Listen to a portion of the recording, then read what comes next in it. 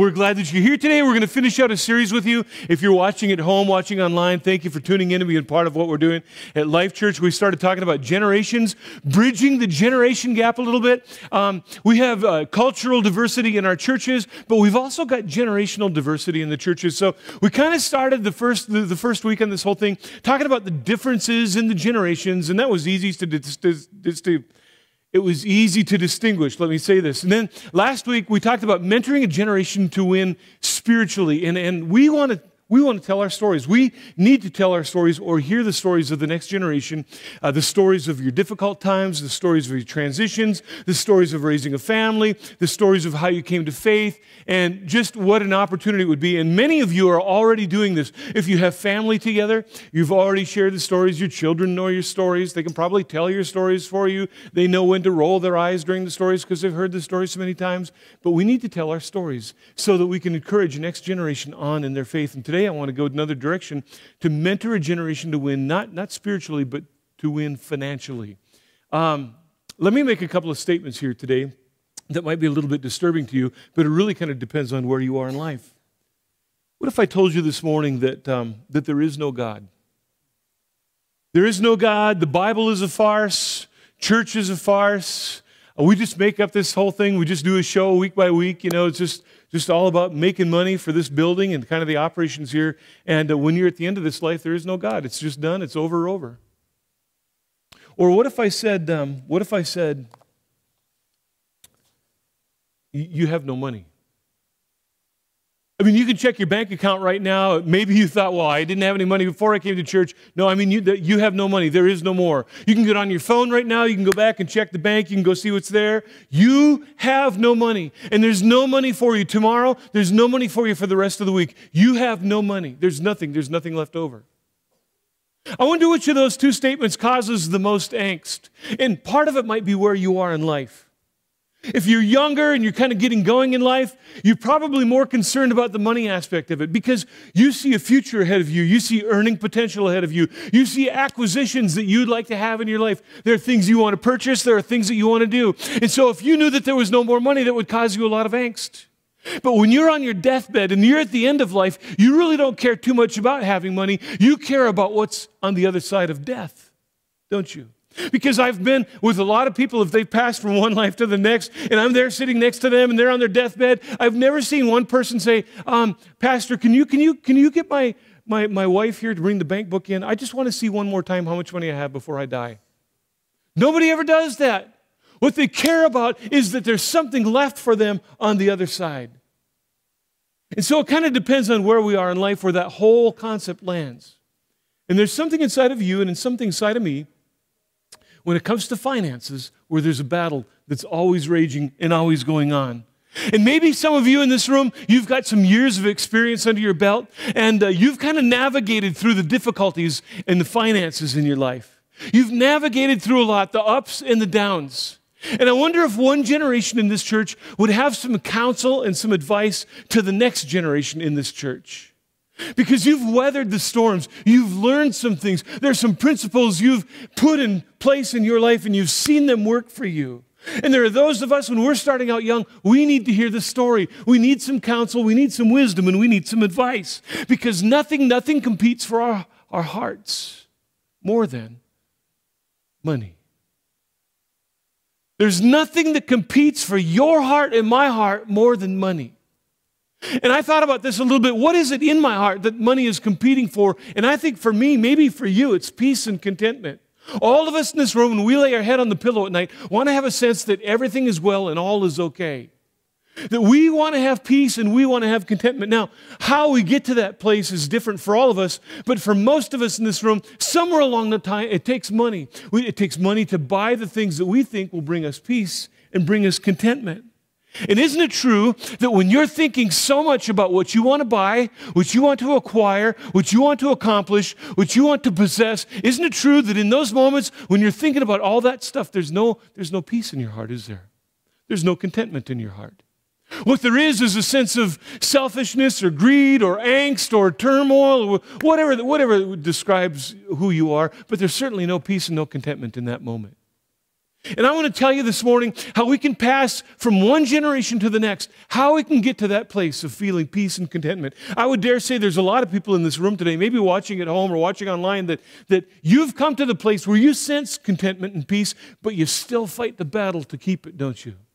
Because that's inside of you and it's inside of me. So a guy named Paul addresses this in a letter that he wrote to a young preacher named Timothy. So if you brought a device with you or a Bible, we're going to go to 1 Timothy chapter 6 today, 1 Timothy chapter 6, and I want to share with you some principles that Paul lays in the heart of this young preacher named Timothy. Just a backdrop on the story, Timothy is pastoring a church. There are people that got into ministry thinking that it was a means of financial gain. They thought, you know what, we didn't make any money making lanterns or making tents or whatever they did back then. So you know what? Let's go in the ministry. We'll make a lot of money. Let me just tell you that when I said yes to going into the ministry, I never thought I'd be making a lot of money, but I'm having a lot of fun. And so Paul is writing to this young preacher named Timothy, and he lays out some incredible principles that I think still apply to us today and would be great to transmit from one generation to the next. 1 Timothy chapter 6, beginning in verse number 6, true godliness with contentment is itself great gain. That's kind of a launching point right there.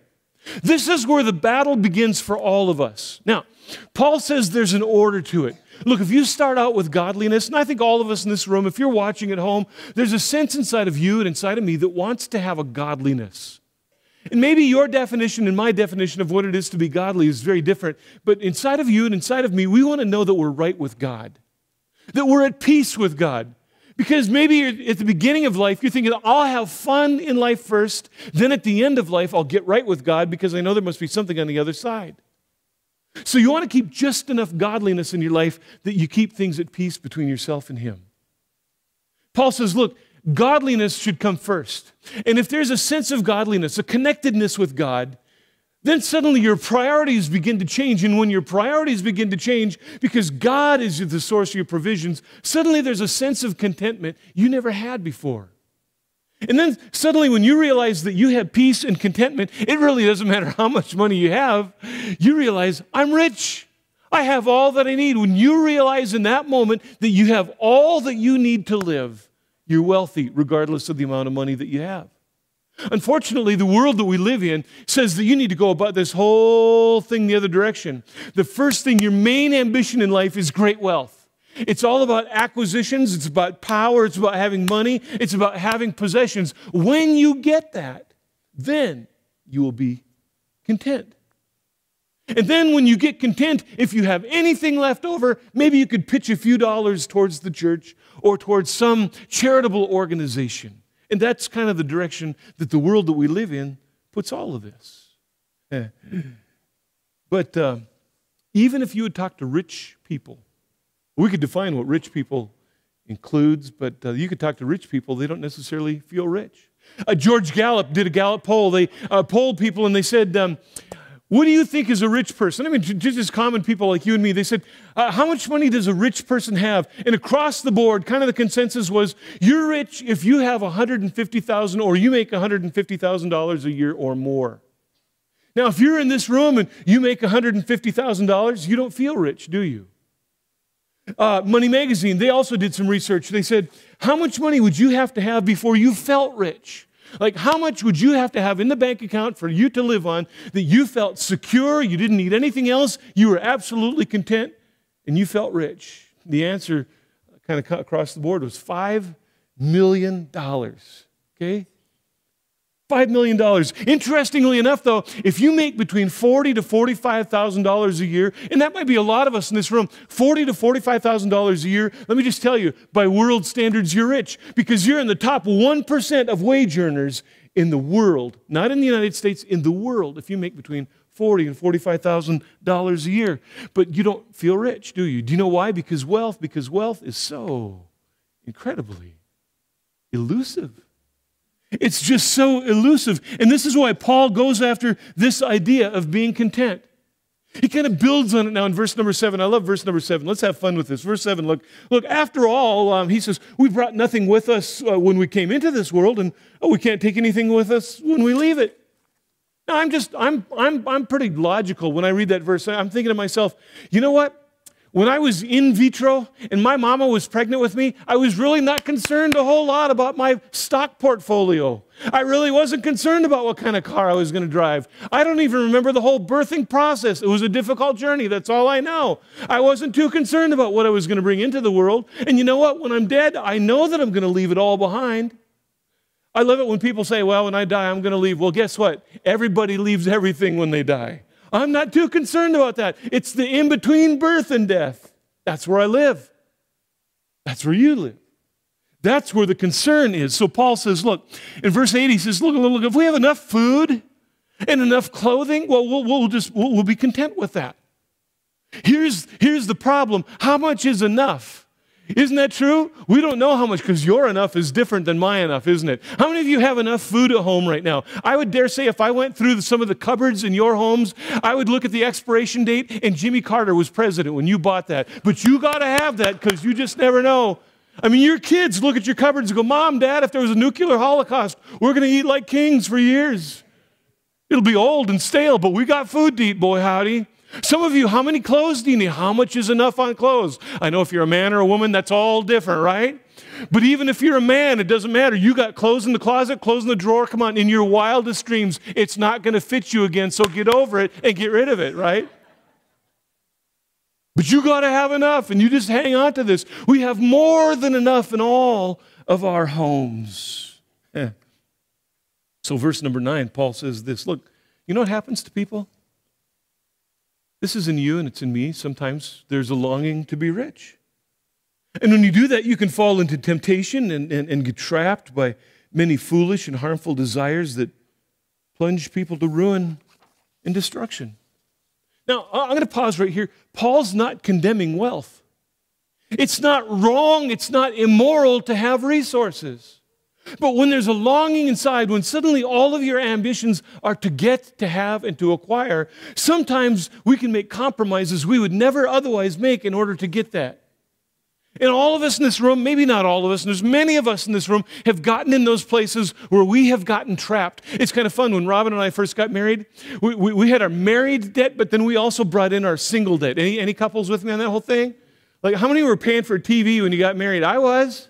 I mean, there was all this stuff, this elusive thing, and I got trapped. And you can get trapped. Some of you are trapped today. You would love to be more generous towards God's work. You'd love to give towards a building project. You'd love to give towards missions programs. But you know what? The reality is you're trapped. You've gotten yourself in so deep. You dread it when the phone rings. You dread going through the mail. You just dread it when you see that certain person to whom you owe some money. You're trapped. And Paul says, look, let's just be honest. We got there on our own. Nobody forced us to that place. There was just something inside of you and something inside of me that just wanted more. And sometimes we make compromises that get us into trouble. This isn't a rich person's problem. This is for all of us.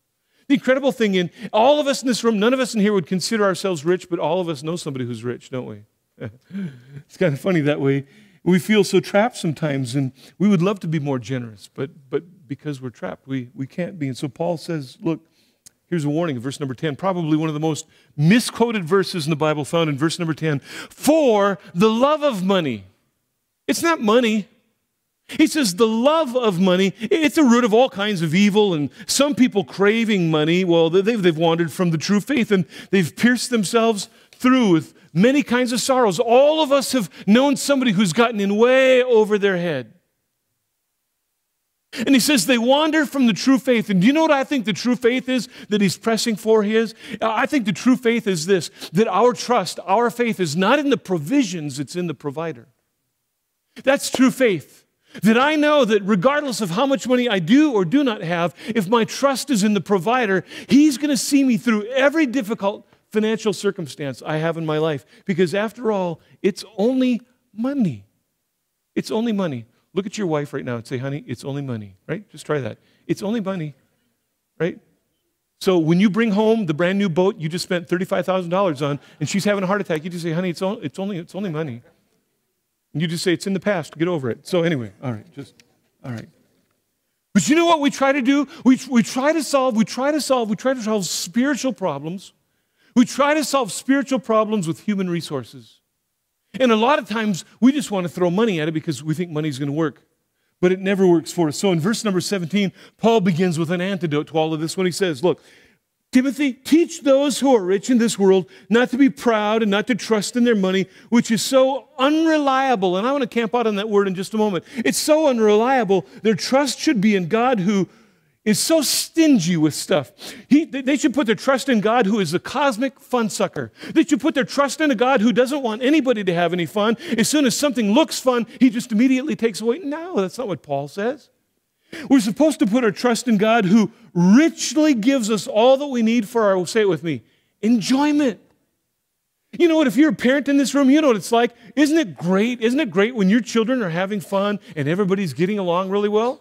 You love it. I mean, you'll spend money to see your kids have fun. You'll take them to Disneyland, Disney World, SeaWorld, Cherry Hill. You'll take them all these different places so they can have a good time. And it pleases you to see your kids have fun. Why would it be any different for God? I think when God looks at us and sees us having a good time, I think God loves it. And God richly provides all that we need for that kind of enjoyment. But he talks about how unreliable money is. I don't know if anybody in this room lived through the 1929 stock market crash. There was a lot of people that were investing a lot of money, thinking that money would save them in the future. And in a day, it was gone. Some of you remember what happened in 1996. I worked for a man in 1996. In October of that year, September of that year, whenever it was, lost $30,000 in the blink of an eye.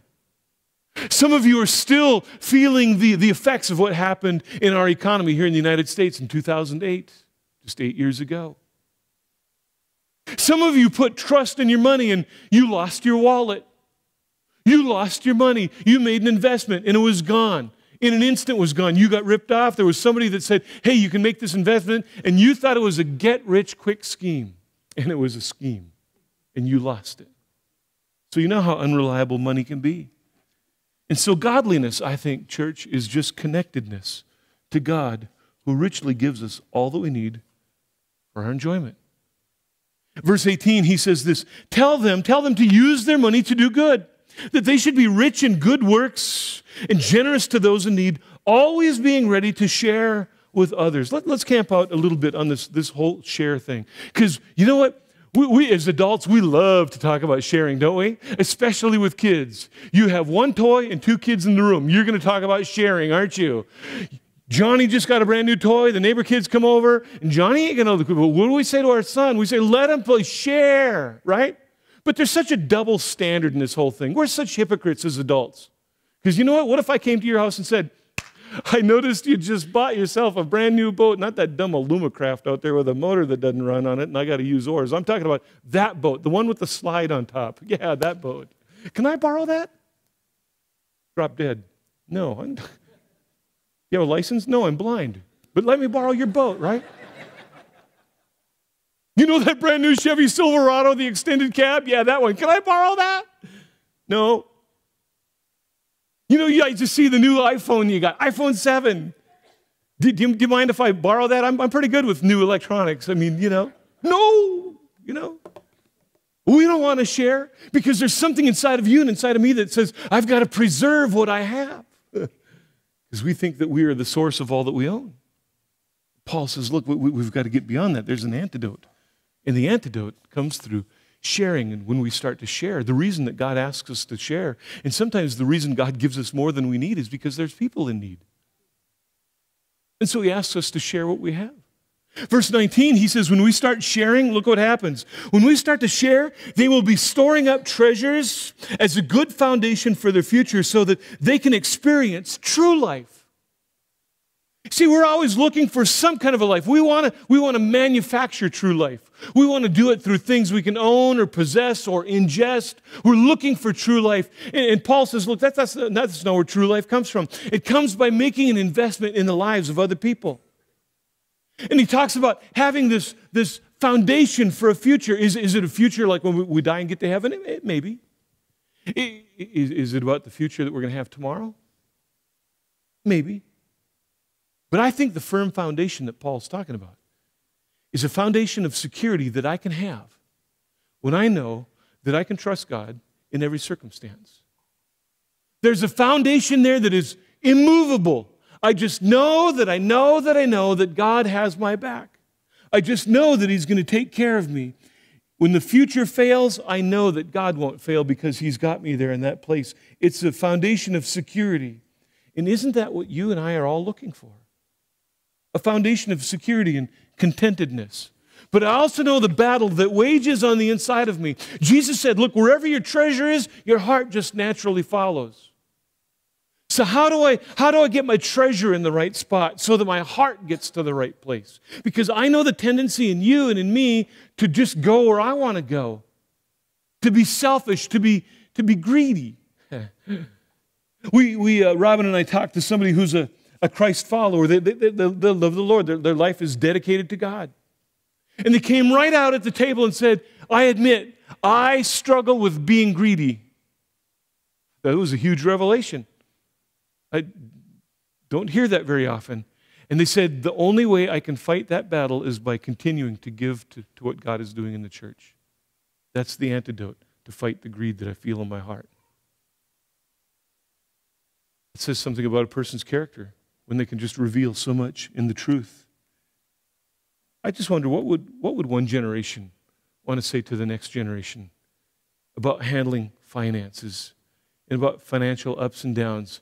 So I'm going to give you some just very basic, very simple. I mean, we could make a ton of sermons out of this whole thing today. So I'm going to speak for my generation and older today when I share some principles with you. But it's a principle that I think would apply to all generations, to all people in this place. If you want to win financially, if we want to mentor a generation to win, let me just say this first of all. Number one, trust in the provider, not the provisions. Trust in the provider, not the provisions. Because as we said earlier, the provisions are so uncertain, but the provider has never changed. In fact, a lot of people love to quote the verse from Psalms that says, He owns the cattle on 1,000 hills. To which you say, I don't care about the cattle, I want money in my pocketbook, right? It's just saying God owns everything. It all comes from Him, so why not trust Him? The second thing I think I would like people to know is this. Give a portion of your income back to the one who provided your income so that you can fight the greed monster on the inside. Now, you'd expect the pastors to say this, and I don't want to disappoint anybody here. Let's tithe, right? You'd expect that. All right, that's just a shameless plug for giving 10% of your income back to what God's doing in the church. You say, Pastor, 10%? What kind of a cult is this? Would you start at 1%, 2%? Would you work up to 10%? But don't stop at 10%. And when you do this, you know what you're doing? You're making an investment in your uncertain future to a God who is certain in the future. Just giving back to God. Why stop at 10%? God owns it all. God could pull it out, put it in at His will. The third thing I'd say, this is like, work for your money. Just work for it. I love Proverbs 13:11, and I'm going to paraphrase a little bit, but people who indulge in get-rich-quick schemes, that money disappears really quick. If you don't believe me, just go online and read all the stories about people who have won the lottery. But those who work hard for their money make it grow over time. You just work for it. That's just simple. I remember I wanted to get rich quick. I'm in the ministry, and I'm thinking, I can make some money here. It's Christmas time. How many remember the Nintendo Wii? Anybody? How many still have a Nintendo Wii?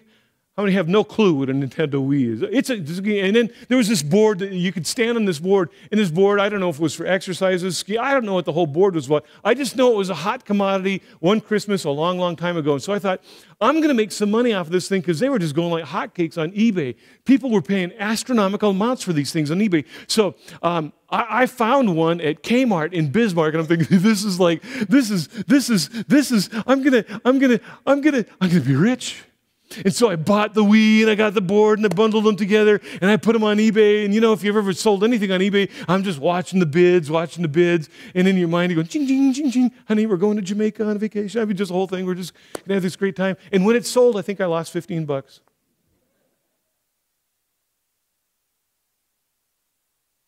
So here's my conclusion. Just work for your money. Just work for it. The next thing I'd say is this: manage debt so that debt doesn't manage you. All of us are going to incur a certain amount of debt, but sometimes debt just becomes insurmountable. It is so big, and our culture makes it so easy. If you are using credit cards to pay for credit cards, you're probably in trouble. Most people use their credit cards most often at Walmart and McDonald's. If you're paying 21% interest on a cheeseburger, that's not good financial stewardship, okay? But we get into that so easy in our culture, so manage debt. And it takes a long time sometimes to get out of debt. But you can do it. And I think the best way to start getting out of debt is start trusting in the provider and not the provisions. That's giving back to your church. Because God has resources of money that you don't know about. And then the last thing I'd say is this. Enjoy the life that God has given you. Just have fun. But remember where the source of the resources come from. I think the older generation would tell the younger generation, enjoy life. Have a good time with it. But don't get yourself in so over your head that you cannot enjoy life because all you're doing is managing debt.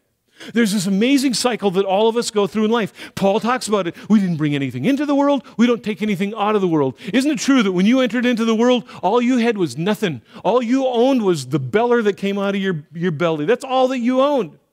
As you got older, you started getting gifts and the whole kind of thing. Remember when you were 18 years old, and you left for college, you went off to school, everything you owned fit in the back seat of that Pacer. Remember that? Everything you owned was in the trunk of the car, in the back seat of the car. And you drove off, all happy to college, as long as the stereo was back there, music, whatever, everything you owned. And then you graduated college. Now you got an apartment, so you bought a futon.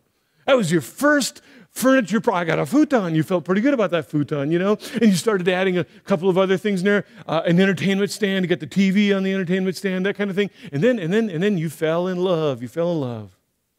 And then she brought her stuff into the apartment, right? Or brought his stuff into the apartment. All right. So now you got two things combined in there. And you could move everything probably that you owned in one of those little pull-behind U-Haul trailers. Most of it would fit in there, or the smallest moving truck. And then because you're in love, you know what happens? Babies. Now, every time you travel with just one child, the back seat and the trunk are full. Pack and play, diapers, diaper bag, toys, formula, water to mix formula. It's all back there. You're wondering, how in the world was life without all this whole thing? And then the child gets older. They've got the TV set. They've got the DVD player. They've got the game console. They've got a desk. They've got a computer. They've got their sporting equipment. They got all their stuff. They got all their stuff. And you know what happens? One day they're going to go off to college. And you know what you're going to do when they're in college? You store their stuff. And you pray for the day that they get married, that you can send it all out the door and give it back to them. Because if they don't get married, we're burning it in the backyard. That's just what we're going to do. And you look at your spouse and go, honey, it's time for us to downsize. So then you maybe move to a smaller house and you're packing all this stuff and you're thinking, why do we have all this stuff? And you start throwing it, selling it. Some of you are just keeping, we're not throwing that away, you know. But regardless, the whole life cycle. So you started amassing all this stuff, then you started downsizing. And at the end of life, when you get to the place where Paul talks about we take nothing with us, it's really not too hard because you only own 4 things at the end of life. The bed, the recliner, the remote control, and the TV set. That's all you got. You don't care about taking that with you, do you? But what do we do in between those two places? We trust. Because the more I trust, the more content I am. And the less I trust, the more angst I feel. The more I trust, the more at peace I am. The more I fix my eyes on Jesus, the author and the perfecter of my faith, the better I just feel about life. The more I start thinking about what I don't have and what I'm trying to get. I have no peace and no contentment.